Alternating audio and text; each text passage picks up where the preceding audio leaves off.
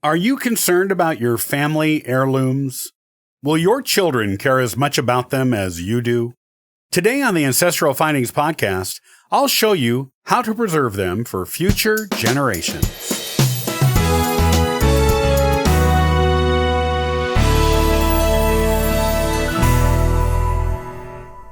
Are you the guardian of your family's treasured heirlooms? Many genealogists find themselves in that position. It is not uncommon for relatives who know you are a genealogist and family historian to leave heirlooms with you because they know you will protect them. And you do. But like most genealogists, you probably wonder how you are going to preserve those heirlooms for future generations. If your kids are interested in genealogy and engage with it, then you have no issue because you know those heirlooms will be protected and their stories preserved. However, not every genealogist is that lucky. It is true when other genealogists say the interest often skips a generation or sometimes two. If your kids, and even your grandkids, or if you don't have any kids, are not interested in genealogy, what do you do about those heirlooms? They mean something to you, and probably to others of your generation or the generations before you. How can you protect them and make sure the stories associated with them are preserved for the future generations who will be interested in them? Thanks to the internet, you have more options than you did in the past. With online family trees, you can snap photos of your heirlooms from all angles if you want to, and upload them for all the world to see. The internet, in all likelihood, will be around for as long as humans. Once your photos of your heirlooms are put online on any online family tree website, they will always be there, and those pictures can be saved and shared among anyone who is looking into your family. In addition to posting the photos, you can also write down the stories associated with the heirlooms and attach them to the pictures. Talk about who they belong to, when that person owned them, how the original owner got them, and any special family stories surrounding the use of these heirlooms. These stories will get passed around the internet along with the photos of the heirlooms, and this way they will never be lost. You can also use this method for preserving old family photos, along with captions including who is in them, the year they were taken, where they were taken, the approximate ages of the people in them, and what is going on in the photos. Of course, you will probably want to preserve more than just the image of your heirlooms. While you cannot guarantee the actual heirlooms will always exist forever, as things do get destroyed and/or lost in the passage of time, you can give them their best chance of long-term survival for the next few centuries at least. You can do this by donating them to a local, regional, or national archive or historical society, depending on their origin and the importance at a genealogical level of their original owners. When you donate, send along a typed or handwritten card or sheet of paper detailing all the information about the heirlooms you want future generations to know.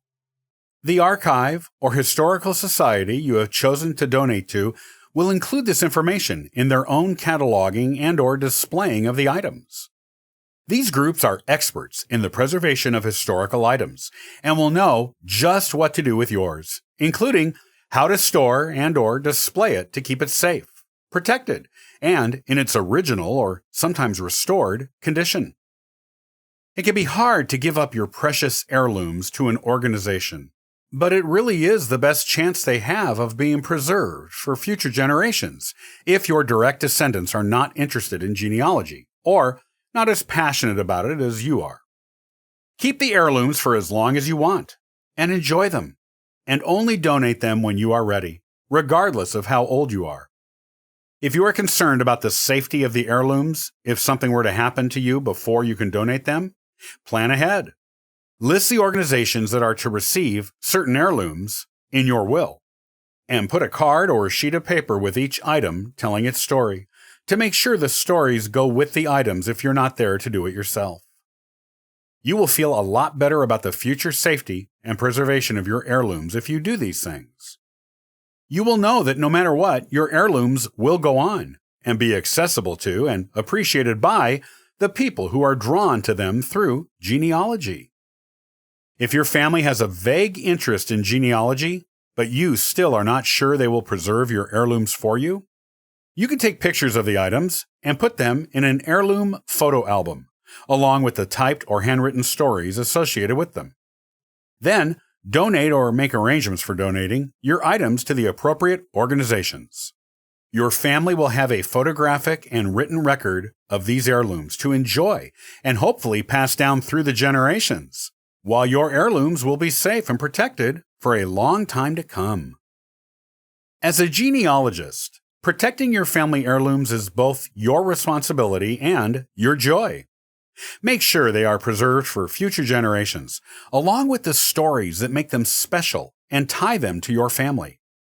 Use any or all of these suggestions, and you can be assured your heirlooms and their stories will stand the test of time and be available to future genealogists who will want to see them and know about them, and who will ultimately love them as much as you do. This should be your primary goal with any heirloom. This is how you do it.